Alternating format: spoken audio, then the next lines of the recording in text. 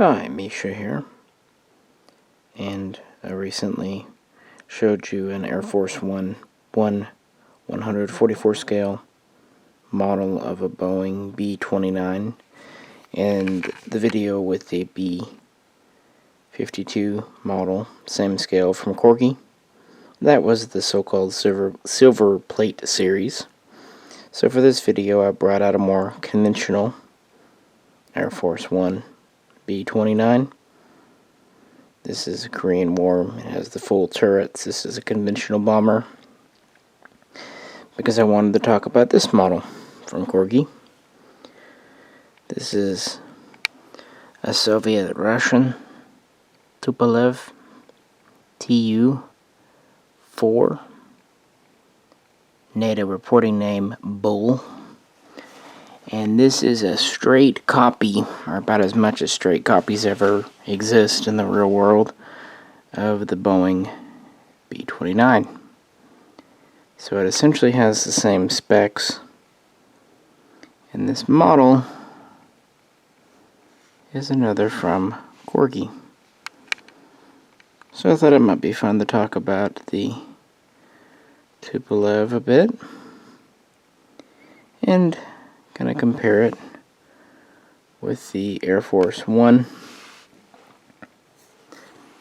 Both are the same scale. Both are heavy die-cast. Both have gear up or down. Both have rotating propellers. One interesting thing, it seems like I know the Air Force One has moving turrets. The Corgi may just be really stiff, but the turrets don't seem to move, which is fine by me, but it's just interesting. On the other hand, it is a more or less heavier model.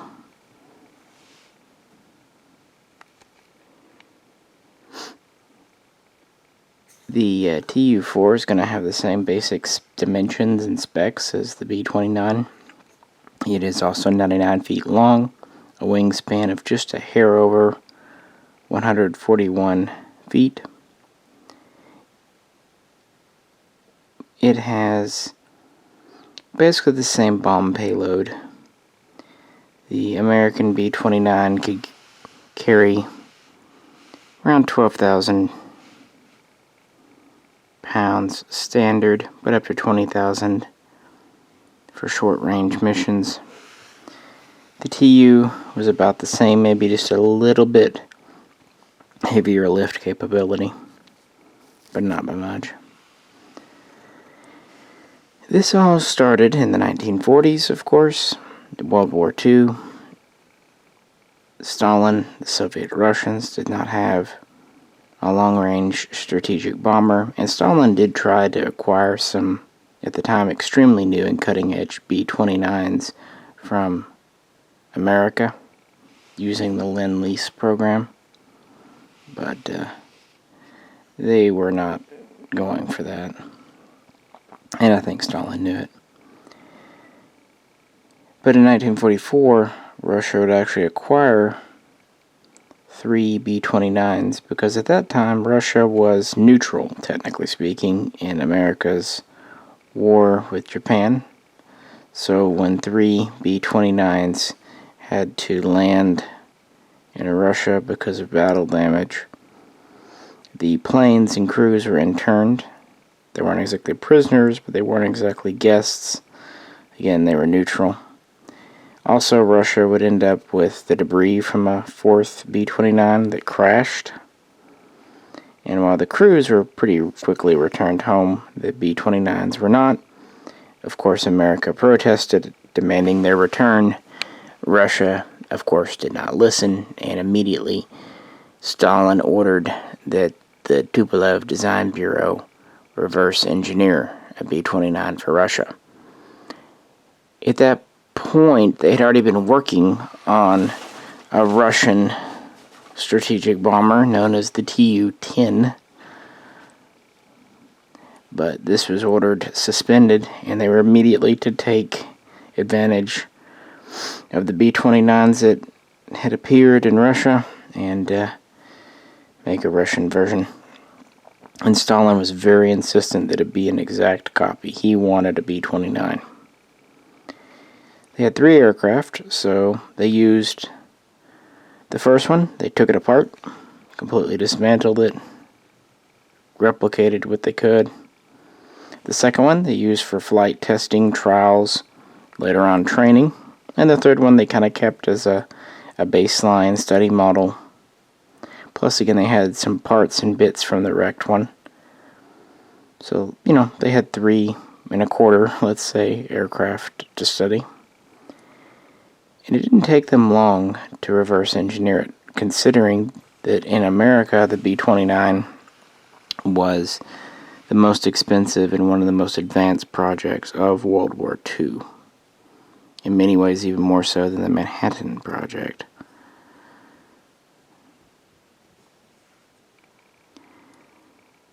What Russia ran into, they didn't have the manufacturing ability for a lot of the alloys and such.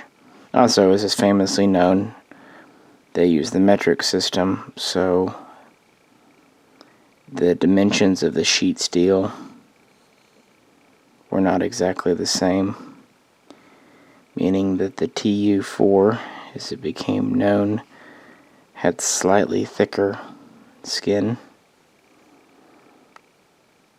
But when it was all said and done, it was very, very close to the weight of the American. Only about 750 pounds difference, which, considering the massive size of this aircraft at the time, was, insignificant. It's not even one large bomb.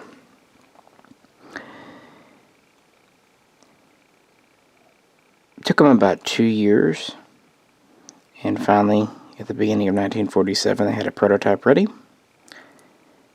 It flew on May 19th, and the Tu-4 was first publicly shown on August 3rd.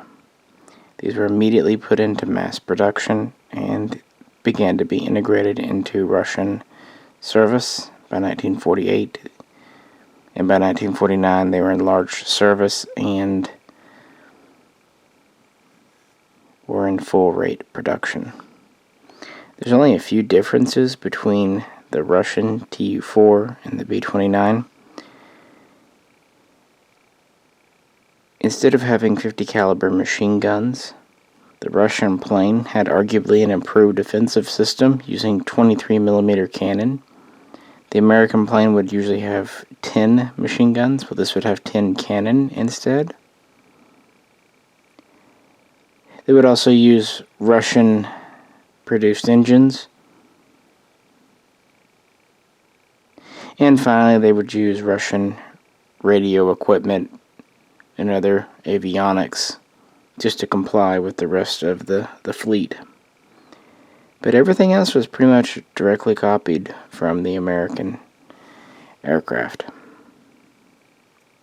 including the ability to drop nuclear weapons.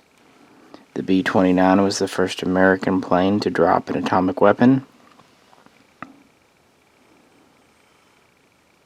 And in 1949, a Tu-4 was the first Soviet plane to drop an atomic weapon. When the West, Britain and America, found out about the Tu-4, they collectively shit their pants, because even as a conventional aircraft, it gave the Russians range to attack major cities.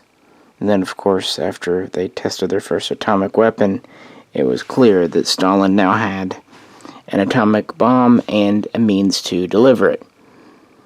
The B-29 was still cutting-edge technology in America, although it would soon be eclipsed. In 1949, it was still a frontline bomber, also in the RAF.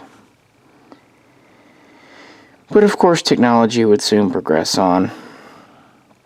In America, they would build over 3,900 B-29s, with production ending in 1946, but service would not end until around 1960, and they played a major part in conventional munitions in the Korean War. In Russia, they would only produce these until 1952, building just under 850. pretty much one variant. They'd had a lot of prototypes and test models, but they never really went much into production.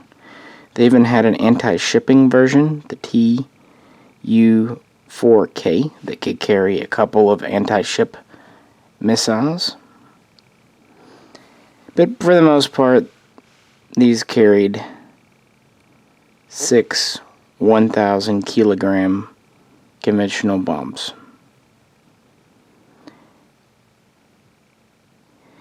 In 1954, some Tu-4s started to be replaced by the Tu-16 jet bomber.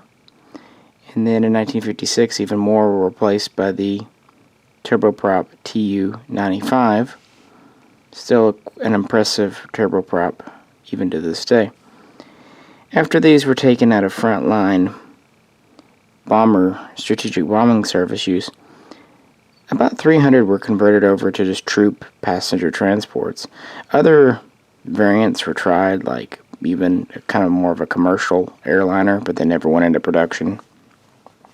And the only real other user of the Tu-4 besides Russia was China. Stalin gave China 10 or 11 in 1953, and they would get another few in the late 50s into 1960 before relations between Russia and China soured. By the early 60s, Russia was pretty much not flying these anymore, except a few are still being used as passenger transports, and some are being used for, aerial testing, but for the most part, they were out of service. They would stay in Chinese service for a bit longer, but yeah, and just how they copied and, of course, how it advanced Soviet engineering and design.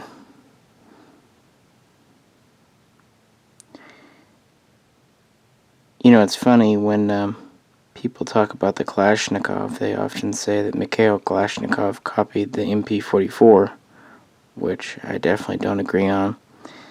When the Soviets copied something, they weren't ashamed to admit it. If anything, they seemed a little proud of themselves. So obviously when they copied the Tu-4, it was not a secret. Kind of a little bit of a back at you to America for not just giving them or selling them or lending them some. As far as the models,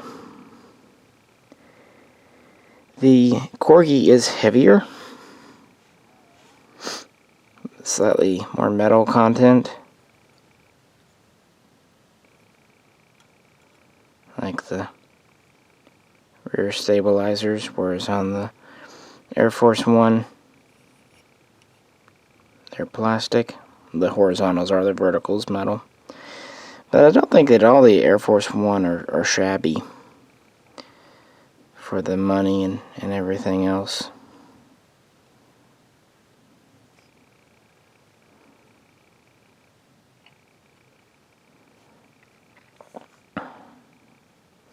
Again, they both have gear up or down.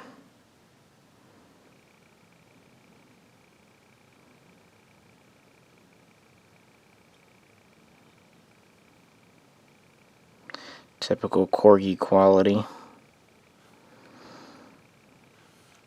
And this wasn't one that I was planning to pick up. It's been out of production for a long while.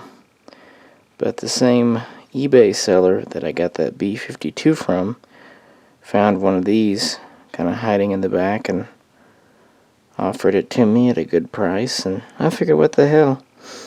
I don't actually have a Corgi B-52. Excuse me, a B-29, and it goes well with the B-52 and gives me a Soviet bomber for the fleet. You don't see a lot of Soviet planes, bombers or otherwise, in diecast. As usual, I think the Air Force One stand is superior to most.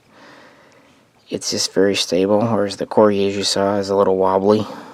Not as bad as a Hobby Master and many others, but it is on kind of a carpeted surface, so that it never helps. But I think in terms of the actual models, it's hard to beat the Corgi. They always do good jobs. It's just a little bit heavier, higher metal content.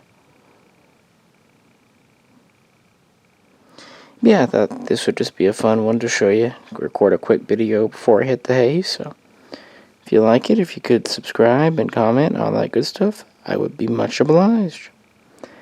This is Misha, and I'll catch you very soon next time.